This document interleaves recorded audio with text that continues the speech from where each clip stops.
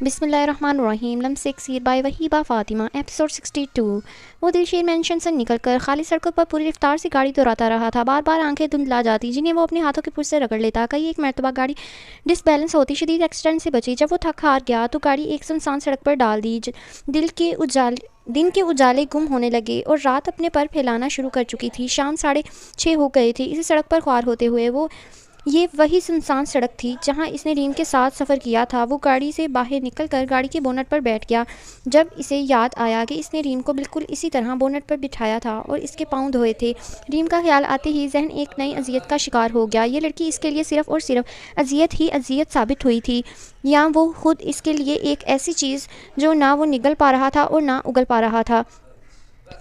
وہ جب سے اس سے جھگڑ کر آیا تھا، ایک سیکنڈ، یا وہ خود اس کے لیے، اس کا مطلب ہے کہ اذیت ہی اذیت ثابت ہوئی تھی۔ اس کے بعد یہ جو میں نے بولا ہے نا، یا وہ خود اس کے لیے، وہ بریکٹ میں لکھا ہوا ہے، اس کا مطلب ہے کہ وہ اس کے لیے ثابت ہوئی تھی یا وہ دلشیر اس کے لیے اذیت ہے۔ ٹھیک ہے، دونوں ایک دوسرے کے لیے اذیت ہی ثابت ہوئے ہیں۔ ایسا نہ ہو کہ آپ کو سمجھ نہ آئے یہ کیوں پڑھی ہے انہوں نے، یہ بریکٹ میں لکھی ہوئی ہے۔ ٹھیک ہے، تو اس کا یہ مطلب ہے کہ وہ اس کے لیے، اس کو لگتا ہے کہ یہ لڑکی میرے لیے اذیت ثابت ہوئی ہے، اور بریکٹ میں یا وہ خود اس کے لیے، اس کا مطلب ہے کہ یا وہ خود اس کے لیے اذیت ہے۔ دونوں ایک دوسرے کے اذیت ہی ہیں، ان کا رشتہ ایک دوسرے کو اذیت ہی دے رہا ہے۔ ٹھیک ہے، ایک ایسی چیز جو نہ وہ نگل پا رہا تھا اور نہ اگل پا رہا تھا۔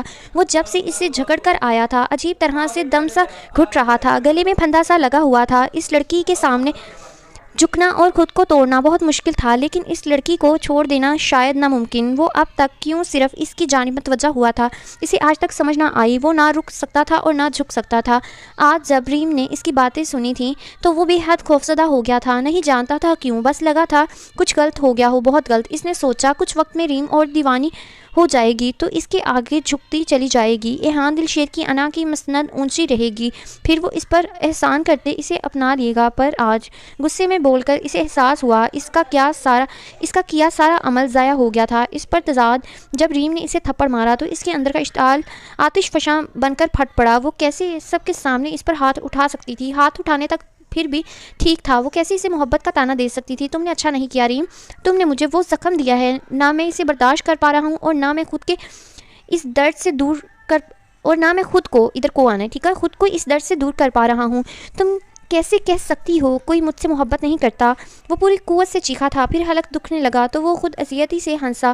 صحیح تو کہتی ہے تم، ادھر ہو آنا، ٹھیک ہے لکھا ہوا ہے، صحیح تو کہتی ہو تم۔ ویٹ اے منٹ، ادھر سے ہی میں پھر شروع کروں گی۔ میں آپ کو ایک اور بات بتاتی ہوں، جیسے رات کی تاریکی میں چلا رہا ہے، چیخ رہا ہے، اسی طرح سالار سکندر بھی اسلام آباد کی پہاڑیوں میں جب اس کو باندھ دیا گیا تھا، وہ چلا رہا تھا، چیخ رہا تھا۔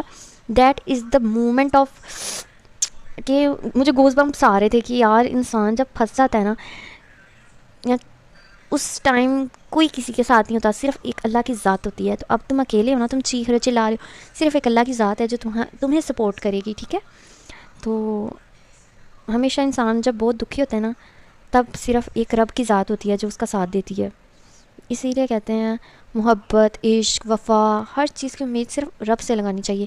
انسان تو، میرے خیال میں انسانوں سے کسی چیز کی توقع نہیں کرنی چاہیے۔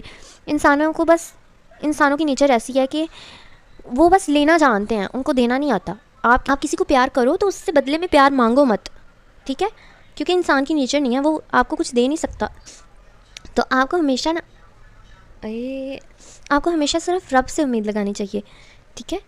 تو وہی ایک ایسی ذات ہے جو سب کچھ عطا کرتا ہے، اور اسی کی مرضی سے سب کچھ عطا کیا جاتا ہے، اور اسی کی مرضی سے سب کچھ لے بھی لیا جاتا ہے۔ لیکن آپ کو جب وہ عطا کرتا ہے شکر ادا کرنا چاہیے، اور جب وہ لیتا ہے تو آپ کو تب بھی اس کا شکر ادا کرنا چاہیے، کیونکہ اس کے پیچھے بھی کوئی نہ کوئی اللہ تعالیٰ کی مصلحت ہوتی ہے جس سے ہم لا علم ہوتے ہیں، ٹھیک ہے۔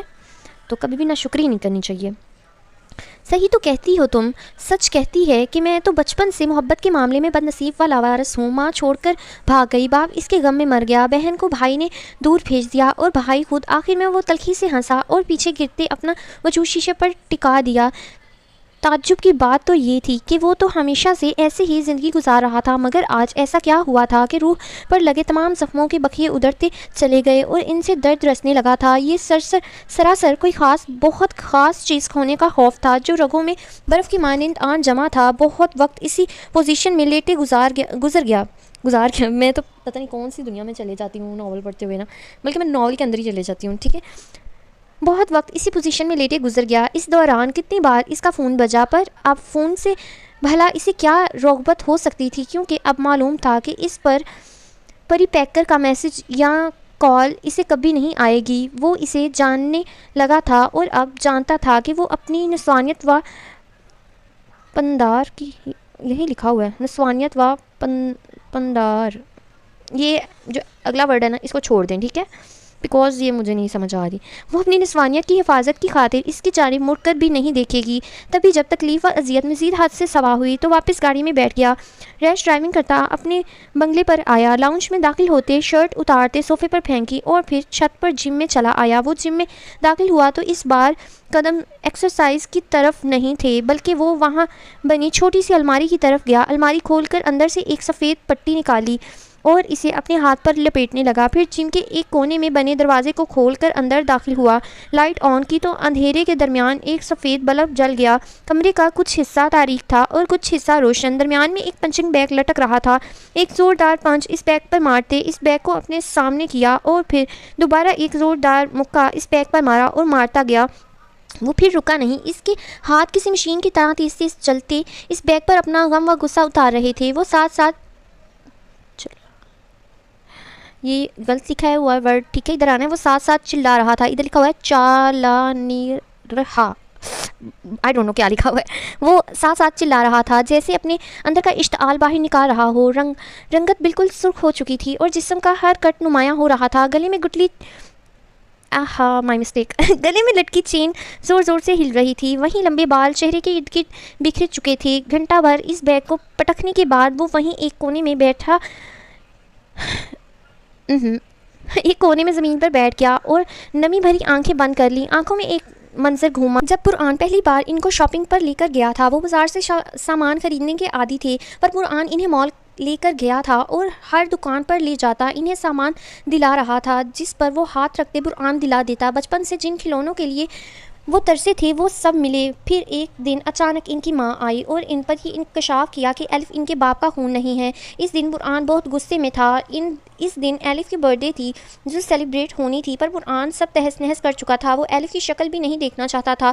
وہ غصے سے چیخ رہا تھا کہ وہ اسے مار ڈالے گا، تو وہ خود الف کو اپنے کمرے میں لے جا کر دروازہ بند کر چکا تھا۔ قرآن کے غصے سے ڈر گیا تھا۔ ساری رات باہر سے اسے قرآن کے رونے کی آواز بھی آتی رہی تھی۔ اسی رات الف بھی بہت خوف زدہ تھی۔ یہی وجہ تھی کہ سخت بخار کی لپیٹ میں آ چکی تھی۔ وہ بچی تھی، ضدی تھی، نہیں جانتی تھی قرآن کی کس وجہ سے چیخ رہا ہے، لیکن بار بار قرآن کو ہی پکار رہی تھی۔ جب صبح اچانک قرآن کمرے میں آیا وہ ڈر کر الف کو چھپانے لگا تھا، پر قرآن نے اسے جھٹکے سے دور کر دیا۔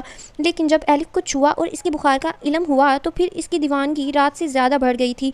وہ تڑپ گیا تھا۔ اس کی تکلیف میں اس دن قرآن نے پورے 2 دن ان کے ساتھ ان کے دیکھ بھال میں گزارے تھے، لیکن وہ آخری دن تھے جو قرآن نے مکمل ان کے ساتھ گزارے تھے۔ پھر اچانک قرآن ان کو لے کر دوسرے گھر میں شفٹ ہو گیا۔ اس نے الف کا باہر نکلنا بالکل بند کر دیا، حد تک کہ اسکول بھی چھڑوا دیا۔ وہ الف کو بہت چھپا کر رکھتا تھا تاکہ اس کی ماں الف کی کسٹڈی نہ لے لے۔ 1 سال گزرا تو ان کو خبر ملی کہ ان کی ماں کار ایکسیڈنٹ میں مر گئی ہے، پر وہ لوگ سکون سے رہنے لگے تھے۔ لیکن قرآن الف کو دور بھیجنا چاہتا تھا۔ وہ کہتا تھا الف اس کی کمزوری ہے، وہ الف کو ساتھ نہیں رکھ سکتا، پر ایحان نہیں مانتا تھا۔ پھر قرآن اکثر گھر لوٹتا تو زخمی حالت میں ہوتا۔ پھر سب کچھ بدلنے لگا۔ 2 سال مزید گزرے تو وہ ایک اور بڑے خوبصورت گھر میں شفٹ ہو گئے۔ ایحان کا داخلہ شہر کے بہت بڑے پرائیویٹ ہائی اسکول میں ہو گیا۔ الف کا داخلہ بھی قرآن نے اسکول میں کروا دیا۔ 1 سال مزید کچھ بہتر گزرا۔ اس دوران الف اور وہ اکیلے وقت گزارتے تھے، یوں جیسے اس دنیا میں صرف وہ دونوں اکیلے ہیں۔ قرآن تو اتنا مصروف رہنے لگا تھا کہ ایک ہفتہ گھر لوٹنا مشکل ہونے لگا تھا۔ اس کے باوجود قرآن نے سیکیورٹی بہت ہائی کلاس رکھی تھی کہ ان کے ایک پل کی خبر قرآن کو ملتی تھی، پر ان کو قرآن نہیں ملتا تھا۔ پھر اچانک حادثہ ہوا، الف غائب ہو گئی، اور جب ایک دن بعد قرآن کے ساتھ آئی تو قرآن نے اس کے ڈاکیومنٹس ریڈی کروا لیے۔ وہ ملک سے باہر جا رہی تھی۔ ایحان نے احتجاج کیا تو قرآن نے اسے سمجھایا کہ الف کی جان خطرے میں ہے، تو مجبوراً وہ مان گیا۔ لیکن اس کے بعد وہ الف کو واپس نہیں لایا، نہ کبھی الف سے ملوانے لے گیا۔ ہاں، اسے بڑے ہونے کے بعد الف کا نمبر ملا، پر قرآن کی سخت ہدایت تھی کہ وہ ایک مخصوص سم کے علاوہ الف سے رابطہ نہیں کر سکتا۔ وہ ہر روز الف کو فون کرتا تھا، پر آگے سے خاموشی پا کر تنگ آ کر الف اسے بہت ساری باتیں سنا کر بلاک کر دیتی تھی۔ پر قرآن کا ہی مخصوص آدمی اور الف کا گارڈ اسے ان بلاک کر دیتا تھا۔ لیکن اس کی کبھی ہمت نہیں ہوئی کہ وہ ایلف سے بات کر سکے۔ ڈر لگتا تھا کہ کہیں وہ شکوہ نہ کر دے، پر ایلف کی جس اجنبیت سے وہ ڈرتا آیا تھا وہ براہ راست خود دیکھ کر آیا تھا اور دل ٹکڑوں میں تقسیم ہو گیا تھا۔ شکستہ قدموں سے کھڑا ہوتا وہ اپنے ہاتھ سے پٹی کھولنے لگا۔ باہر نکلا تو سب مکمل تاریک ہو چکا تھا۔ گھر میں کوئی ہلچل نہیں تھی۔ جن کی الماری سے اپنا موبائل اٹھایا، نہ جانے کس امید کے تحت اس نے فون آن کر کے دیکھا۔ اسکرین پر زین، ملحق اور ضیاء کی بے شمار کالز تھیں۔ وہ تلخی سے مسکرایا اور اپنے کمرے میں چلا گیا۔ اسے حیرت ہوئی، گھر میں مکمل سناٹا تھا، حتیٰ کہ ملازمین بھی کوارٹر میں جا چکے تھے۔ بے اختیاری میں وقت دیکھا تو چونک گیا۔ رات کے 12:30 بج چکے تھے۔ دن کیسے گزرا تھا اسے سمجھ ہی نہیں آیا۔ وہ اپنے کمرے میں آ کر بیڈ پر اوندھے منہ گر گیا۔ سارے دن کی ذہنی اور جسمانی تھکن تھی کہ جسم درد کرنے لگا تھا۔ سر تو جیسے درد سے پھٹنے کو تھا۔ زبردستی آنکھیں موندی ہی تھیں کہ فون بجنے لگا۔ وہ نظر انداز کرتا لیٹا رہا۔ جب ایک بار پھر فون بجا، وہ ڈھیٹ بنا رہا۔ اس وقت اسے کسی کی تسلی کی یا کسی سے بات کرنے کی ضرورت نہیں تھی، لیکن جب فون مستقل بجتا رہا تو غصے سے فون جھپٹا تاکہ فون آف کر لے، لیکن فون اسکرین پر چمکتا پتی چڑیل دیکھ دل زور سے دھڑکا۔ کال کٹ چکی تھی۔ وہ جو اس لمحے کسی سے بھی بات نہیں کرنا چاہتا تھا، فوراً کال بیک کی۔ شاید وہ اس سے بات کرنا چاہتی تھی۔ وہ خود بھی تو تڑپ رہا تھا، مر رہا تھا اس سے بات کرنے کے لیے، بس انا آڑے آ رہی تھی۔ اب جب وہ خود پہل کر رہی تھی تو مزید کیسے ضبط کرتا۔ فوراً کال بیک کی جو اگلی بیل پر ہی اٹھا لی گئی۔ ایہان، ریم کی روتی سسکتی ہوئی آواز نے اسے بری طرح چونکایا تھا۔ دل و جان سے سماعت بن کر اسے سننے کی بے تاب تھی۔ وہ اگلے ہی لمحے سیدھا ہوا۔ Reem, are you okay? لہجے میں فکر، تڑپ، بے قراری، کیا کچھ نہیں تھا؟ ساری ناراضگی، سب کچھ جیسے خاک ہو گیا تھا۔ اس وقت اگر اس کے لیے کوئی چیز اہم تھی تو وہ مقابل موجود وہ لڑکی تھی۔ وہ ارسلان، میرے گھر۔ ریم کی آواز باقاعدہ کانپ رہی تھی۔ ایہان کا دماغ بھگ سے اڑا۔ ایہان کا دماغ بھگ سے اڑا۔ پل بھر میں جسم میں باریک باریک چونٹیاں رینگنے لگیں۔ خوف ریم کی طرف سے نہیں بلکہ کچھ اپنا بہت قیمتی کھو دینے کا تھا۔ وہ سخت اضطرابی کیفیت میں تھا۔ دل کی دھڑکنیں سست پڑنے لگی تھیں۔ اگلے ہی لمحے وہ تیزی سے باہر بھاگا۔ شرٹ پہنے وہ آندھی بنا باہر نکلا۔ فون مت کاٹنا Reem, I am on the way, don't worry, just wait some minutes, I will be there. کچھ نہیں ہوگا تمہیں یا نعمان علی کو، میں کچھ نہیں ہونے دوں گا تمہیں۔ گاڑی میں بیٹھتی اس نے گارڈز کو اپنے ساتھ بیٹھنے کا اشارہ کیا۔ گارڈز اپنی سیفٹی کے لیے نہیں بلکہ ریم کی وجہ سے تھی۔ وہ جانتا تھا ارسلان نیازی جیسے کتے جھنڈ میں آتے ہیں، لیکن جان تو تب حلق میں آئی جب اچانک رابطہ منقطع ہو گیا اور فون کی اس طرف جان لیوا سناٹا چھا گیا۔ ایہان نے دوبارہ فون ملایا پر اس بار نمبر بند تھا۔ وہ یونیورسٹی سے جلدی گھر آ گئی تھی۔ کمرے میں آ کر بیگ چارپائی پر رکھا اور وہیں بیٹھتی گٹوں پر سر ٹکاتی پھوٹ پھوٹ کر رو دی۔ اس کے دل کی نوخیز زمین پر محبت کی کلیاں کھلنے لگی تھیں۔ وہ محبت جسے جان لیوا مرض میں مبتلا ہو چکی تھی۔ محض چند دنوں میں بے قراری اس قدر بڑھ گئی تھی کہ لگتا تھا ایہان سے برسوں کا بہت مضبوط ترین رشتہ ہے۔ اس کا اہمیت دینا اسے معتبر کرنا تھا۔ وہ خود کو اس کا اہمیت دینا اسے معتبر کرتا تھا۔ وہ خود کو بہت خاص سمجھنے لگی تھی۔ ہر وقت دل چاہنے لگا تھا کہ وہ ایہان سے باتیں کرے، اسے سوچے، اسے سنے۔ وہ بہت جلد بہت آگے نکل چکی تھی۔ اسے سوچنا عجیب طرح کے لطف و سرور میں مبتلا کیے رکھتا تھا۔ ایہان نے بہت باتوں سے اسے یہ احساس دلایا تھا کہ وہ ریم سے محبت کرتا ہے اور عنقریب اسے اپنائے گا۔ یہی وجہ تھی کہ اسے سب کچھ فیری ٹیل کی طرح بہت آسان لگتا رہا تھا۔ اس نے بار بار باتوں میں اپنے بابا کو جانچا تھا۔ اس کے بابا کو ایہان دلشیر پسند تھے، یعنی بابا کی طرف سے بھی رضامندی ہی ملتی۔ بہت کچھ ٹھیک چل رہا تھا، لیکن پھر اسے جانے کیا ہوا تھا کہ وہ 2 دن سے کچھ اکھڑا سا تھا۔ وہ اس کے کسی میسج کا ڈھنگ سے جواب نہیں دے رہا تھا بلکہ نظر انداز کر رہا تھا۔ اسے اپنے بابا سے یہی معلوم ہوا تھا کہ ایہان دلشیر کے بڑے بھائی نے شادی کر لی ہے۔ وہ یہی سمجھ رہی تھی کہ ایہان اس وجہ سے اپسیٹ ہے، لیکن آج جو جملے ایہان نے اسے کہے تھے وہ اس کی ذات، اس کی شخصیت کی دھجیاں اڑا گئے تھے۔ اس کے دل پر کھلنے والی کلیوں پر جیسے رولر کوسٹر پھیر دیا گیا تھا۔ وہ ہچکیوں سے روتی رہی اور پھر تہیہ ٹھیک ہے، میں نے شاید غلط پڑھ لیا، لیکن میں نے اپنی طرف سے تہیہ ہی پڑھا، اور پھر تہیہ کیا کہ کچھ بھی ہو جائے اب وہ ایہان دلشیر کی طرف دیکھے گی بھی نہیں۔ ایسی ہو جائے گی جیسے وہ کبھی اس کی زندگی میں تھا ہی نہیں۔ وہ اسے ایک خواب سمجھ کر بھول جائے گی، چاہے لاکھ تکلیف ہو، مگر وہ اپنی عزت و نسوانیت پر کبھی کم از کم بے لگام دل کے ساتھ کبھی سمجھوتا نہیں کرے گی۔ پر یہ عزم بھی اسے تڑپا گیا تھا۔ بھلا محبت کو چھوڑنا آسان کب تھا؟ محبت تھی کھیل نہیں جسے لمحے میں دل سے نکال دیتی، محبت بھی جو اس کی اول و آخر تھی۔ پر یہاں مقابلہ اب عزت نفس سے ہو گیا تھا۔ وہ غریب ضرور تھی پر ذلیل نہیں۔ اس نے بے تحاشا روتے ہوئے اپنے دل کو ایہان دلشیر کی حمایت پر سخت کوسا۔ دل و جذبات نے خوب وافیلا کیا پر اس بار جیسے دل کو پیروں تلے کچل کر چپ کروایا۔ شام ڈھلے وہ اپنے وجود کو گھسیٹتی کھڑی ہوئی۔ مردہ دل سے رات کا کھانا بنایا۔ جب وقت ہوتے ہی نعمان علی آ گیا تو اس نے کوشش کی پڑھائی کا بہانہ بنا کر کمرے میں بند ہو جائے، لیکن اگر بیماری کا کہے گی تو اس کے بابا اس کی فکر میں ساری رات جاگیں گے۔ لیکن نعمان علی ایک لمحے میں اپنی لاڈلی بیٹی کی سوجی آنکھیں بھانپ گیا تھا۔ اسے اپنے پاس بٹھاتے ریم کی آنکھوں کا جائزہ لیا، لیکن ریم اگلے ہی لمحے اپنے باپ کے گلے لگتی پھوٹ کر ہچکیوں سے رو دی۔ نعمان علی اس کی اس طرح رونے پر بری طرح پریشان ہوا، کیونکہ اس کی گڑیا معمولی بات پر نہیں روتی تھی اور آج کل تو وہ یوں بھی بہت خوش رہنے لگی تھی۔ ریم کو چپ کروانے کے بعد نعمان علی نے اس سے رونے کی وجہ پوچھی تو ریم سر جھکا گئی۔ جانتی جو تھی کہ اگر ایہان اس کا مجرم ہے تو وہ اپنے بابا کی مجرم ہے، کیسے بتاتی کہ آپ کی پیٹھ پیچھے کسی نامحرم سے محبت کر بیٹھی ہے، اسے اپنے دل کی سب سے اونچی مسند پر بٹھا چکی ہے۔ لیکن پل میں سارے خواب چکنا چور ہوئے تھے۔ وہ محبت کی راہ میں اندھا دھند سرپٹ بھاگتی منہ کے بر زور سے گری تھی۔ اپنے باپ کی عزت میں خیانت کرنے والی لڑکیوں کا سر ایسے ہی جھکتا ہے جیسے اس لمحے ریم نعمان علی کا جھکا ہوا تھا۔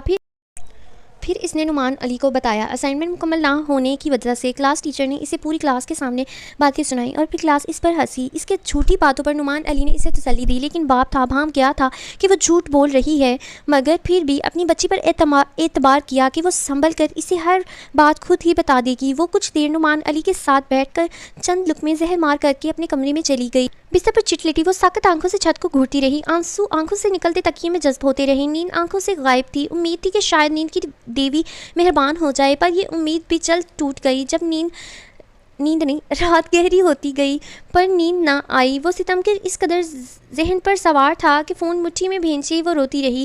کاش وہ سب نہ ہوتا، وہ سب ایک ڈراؤنا اور بھیانک سا خواب ہوتا۔ ایہان اس کے ساتھ مخلص ہوتا، کتنی محبت کرنے لگی تھی وہ ایہان کو۔ سسکتے اسے محسوس ہوا جیسے کوئی گھر کی دیوار کودا ہے۔ اگلے ہی لمحے وہ سیدھی ہو بیٹھی، دل اچھل کر حرکت میں آیا، یہ سوچ کر کہ کیا ایہان آیا ہے۔ دل نے فوراً تکرار کی کہ اگر وہ معافی مانگنے آیا ہے تو معاف کر دینا، مگر یہ یقین دلایا کہ پہلے کی طرح وہ معافی مانگنے آیا ہوگا، جیسے ساتھ یہ یقین دلایا کہ ہاں یہی تھا، مجھے لگا میں نکل پڑا، جیسے پہلے آیا تھا یقین دلائے گا، دلیل دے گا، غصہ کرے گا، اسے منائے گا، پر وہ قائل نہ ہوئی تو دل نے ایک اور بازی کھیلی اور دل میں یہ خیال گزرا کہ اگر معافی مانگی تو کہہ دینا معافی نکاح کے بعد ملے گی، جتنا ذلیل کیا ہے اتنی ہی عزت سے نکاح کرے سب کے سامنے، اب وہ مزید اپنے باپ کی مجرم نہیں بن سکتی۔ یہ سب سوچوں میں تھی کہ اسے محسوس ہوا گھر کے اندر کودنے والا ایک نہیں 2-3 لوگ ہیں، ملحق زین اور ضیاء بھی ساتھ۔ اس نے فوراً سوچا لیکن ایسا کیسے ممکن تھا، وہ 3 ایسا نہیں کر سکتے تھے، نہ ہی ایہان اپنے دوستوں کو یوں رات کے اس پہر گھر میں لا سکتا تھا۔ اتنا تو وہ بھی اسے جانتی تھی کہ وہ اس کے ساتھ چاہے جو بھی سلوک کرتا مگر اس حد تک کبھی نہیں جا سکتا تھا۔ لائٹ تو گھر پر پہلے ہی نہیں تھی۔ وہ دھیرے سے قدم لیتی باہر گئی اور لاؤنج کی جالی دار دیوار کی اور سے دیکھا تو چاند کی روشنی میں نظر آنے والے چہرے کو غور سے دیکھتے اس کا خون خشک ہوتا جیسے رگوں میں جم گیا۔ وہ ارسلان نیازی کے گروپ کا لڑکا تھا، وہ اکیلا نہیں تھا۔ خوف سے اس کا دل پھٹنے لگا۔ صحن میں اس کا باپ سو رہا تھا۔ ریم کے ہاتھ پاؤں ٹھنڈے پڑنے لگے۔ اس کا باپ ان کا مقابلہ نہیں کر سکتا تھا۔ وہ تیزی سے اپنے کمرے کی طرف بھاگی اور وہاں سے فون اٹھا کر کچن میں بھاگی۔ کچن کی کنڈی اندر سے بند کر کے ایہان کو فون لگایا، ایک کے بعد دوسرا اور دوسرے کے بعد تیسرا۔ وہ بار بار ایہان کو کال کر رہی تھی۔ قدموں کی آواز اب اس کے کمرے کی طرف گئی تھی۔ ریم کی آنکھوں سے آنسو بہنے لگے۔ وہ اللہ سے مدد کی دعا کرنے لگی۔ ایہان کو دوبارہ کال ملائی پر کوئی جواب موصول نہ ہوا تو وہ میسج ٹائپ کرنے لگی کہ شاید وہ دوپہر والے تھپڑ کی وجہ سے اس کا فون نہیں اٹھا رہا تھا، پر اس سے پہلے وہ میسج ٹائپ کرتی ایہان کے نمبر سے کال آنے لگی۔ جان و عزت لبوں پر آ گئی۔ وہ فون کان سے لگاتی سسکنے لگی۔ اس سے زیادہ بتانے کی ضرورت نہیں پڑی تھی، وہ ارسلان کا نام سن کر ہی چوکنا ہو گیا تھا۔ وہ اس کے ساتھ کال پر ہی تھی، اس کے سانس بحال کرتی تسلیاں سن اس کے سانس ہاں یہ لکھا ہوا ہے، مجھے نا سم ٹائمز ایسا لگتا ہے میں لائن غلط بول رہی ہوں لیکن لائن کچھ لکھی اسی انداز میں ہوتی ہے۔ اس کی سانس بحال کرتی تسلیاں سن رہی تھی جب کسی نے اس کے ہاتھ سے فون چھین کر کال کاٹ دی اور فون زمین پر پھینکتے اس پر اپنا پیر رکھ دیا۔ اگلے ہی لمحے ریم کے بال مٹھی میں دبوچتے اسے کھڑا کیا۔ اسی لمحے کچن روشن ہو گیا۔ وہ آنکھیں میچتے ہوئے اپنے بال چھڑوانے کی کوشش میں تھی۔ دوپٹہ ڈھلک کے پیروں میں پھسلا تھا۔ اسے ادھر لکھ رہا ہونا تھا نوچنے، لیکن ادھر لکھا ہوا دوچنے. اسے نوچنے والا شخص ارسلان نیازی تھا. وہ اکیلا نہیں تھا، اس کے ساتھ نہیں دوچنے نہیں، یہاں مجھے لگا نوچنے لکھا ہے لیکن ادھر ہے دبوچنے آنا. ٹھیک ہے، اسے دبوچنے والا خود پھر اخذ کرنا لائن میں کون سا ورڈ آتا ہے، اتنے فلو میں بول رہے ہو تو پھر مشکل ہوتا ہے یار، سمجھا کریں. اسے دبوچنے والا شخص ارسلان نیازی تھا. وہ اکیلا نہیں تھا، اس کے ساتھ اس کے 2 دوست بھی تھے جو وہیں کھڑے اس پر ہنس رہے تھے. او ہو، اب سمجھ آیا اس احان دل شیر کی نظر تم پر کیوں ٹھہری ہے. ہڈن چھپی ہوئی بیوٹی، ہڈن کے ساتھ یہ بریکٹ میں لکھا ہوا ہے چھپی ہوئی، آپ کہیں گے کہ ہڈن بھی بول رہی ہے چھپی ہوئی بھی بول رہی ہے. ٹھیک ہے، ریم کے وجود کو غلیظ نظروں سے دیکھتا وہ داد دینے والے انداز میں بولا. جب ریم نے اس کے ہاتھ پر اپنے دانت کاٹ دیے، اگلے ہی لمحے اس کے بال چھوڑتے ارسلان نیازی نے ایک زوردار تھپڑ اس کے گال پر مارا. وہ سلیب سے ٹکرائی اور وہاں الٹے رکھے پتیلے زمین پر گرتے شور پیدا کر گئے. شور کی آواز پر نعمان علی کی آنکھ کھلی تھی. زرمش اور محمل کو سین چینج ہو گیا. ٹھیک ہے، زرمش اور محمل کو گھر چھوڑنے کے بعد وہ برآن سے ملنے اس کے گھر گیا تھا. بہت سی باتیں تھیں جو برآن کے علم میں لانا ضروری تھی. برآن سے ملنے کے بعد وہ ایک آن لائن میٹنگ کو اٹینڈ کرتا رہا جس کا دورانیہ 1 گھنٹہ تھا. سب کاموں سے فارغ ہو کر وہ تھکا ہارا گھر لوٹا تو قدم کچھ سوچتے گہرا مسکرائے. اس کی شیرنی جو اس کے مقابل آج کل بھیگی بلی بن چکی تھی، یقیناً وہ اس سے چھپ کر محمل کے روم میں پناہ لے چکی ہوگی. اپنی بیئرڈ خود کھجاتے کچھ سوچتے وہ محمل کے کمرے کی طرف بڑھا. کمرے میں داخل ہوا تو کمرہ خالی تھا. محمل کے بیڈ پر محمل اپنے ٹیڈی پر بازو رکھے گہری نیند سو رہی تھی. واش روم دیکھا آنا ادھر. ٹھیک ہے، دیکھے لکھا ہوا ہے. واش روم دیکھا، وہ بھی خالی تھا. ایک خوشگوار حیرت نے زاویار کو اپنی باہوں میں بھر لیا. تو کیا وہ اس رشتے کو قبول کرنے پر آمادہ ہو چکی تھی؟ محمل کے ماتھے کو چومتے اس نے میڈ کو اشارہ کیا اور روم سے باہر نکل گیا. کوٹ اتارتے سیڑھیاں چڑھا اور کمرے کا دروازہ آہستگی سے کھولا. کمرے میں نیم اندھیرا تھا. بیڈ پر کوئی وجود ایک کنارے پر لیٹا تھا. زاویار کے وجود میں سرشاری پھیلی. ایک نظر بیڈ پر ڈالتا وہ وارڈروب سے آرام دہ کپڑے نکال کر واش روم میں بند ہو گیا. کچھ دیر بعد فریش ہو کر باہر نکلا اور کمرے کی ایک لائٹ آن کی. زرمش کی جانب جھانکا تو ہونٹ گہرا مسکرائے. اس کی آنکھیں تو بند تھیں پر وہ جاگ رہی تھی. اس کی گواہی اس کی پلکوں کی جنبش دے رہی تھی. زرمش کا منہ تکیے پر تھا. وہ داہنی کروٹ تقریباً اوندھی لیٹی تھی. جسم کمفرٹر سے ڈھکا ہوا تھا. وہ اس کی پشت پر آ کر نیم دراز ہوا تھا. زاویار نے نرمی سے اسے ویسے ہی اپنے قریب کیا. زرمش سانس روک گئی. اس کی اس حرکت پر زاویار نچلا لب دانتوں تلے دبایا. زاویار نے نرمی سے ایک سیکنڈ اس کی اس حرکت پر زاویار نے مسنگ ہے. ٹھیک ہے، اس کی اس حرکت پر زاویار نے نچلا لب دانتوں تلے دبایا. زاویار نے نرمی سے زرمش کی کمر سے کمفرٹر سرکایا. اس وقت وہ ایک وائٹ کلر کی پلین ڈھیلے فراک میں تھی. پیچھے ایک چھوٹا سا بٹن نیک سیکیور کرنے کے لیے تھا اور اس کے نیچے سفید باریک زپ. برآن نے نرمی سے اس کا بٹن کھولا، پھر آہستگی سے زرمش کی فراک کی زپ کھول دی. چوں ہی اس کی شفاف دھوتیا پشت بے پردہ ہوئی، زرمش کی آنکھوں سے نمی نکلتی تکیے میں جذب ہونے لگی. وہ تکیے کو مٹھیوں میں دبوچ گئی. اس کی بھینچی ہوئی مٹھی اور پھر اس کی خاموشی زاویار کو اندر ہی اندر اطمینان و سرور بخش رہی تھی. وہ آج خود پر ضبط کر رہی تھی پر زاویار کی نفی نہیں کر رہی تھی. یہ بات قابل قدر و ستائش تھی. جاری ہے.